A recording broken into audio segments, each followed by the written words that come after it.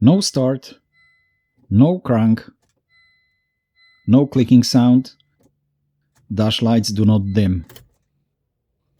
Pop the hood, locate the starter, and a tiny wire connected to it.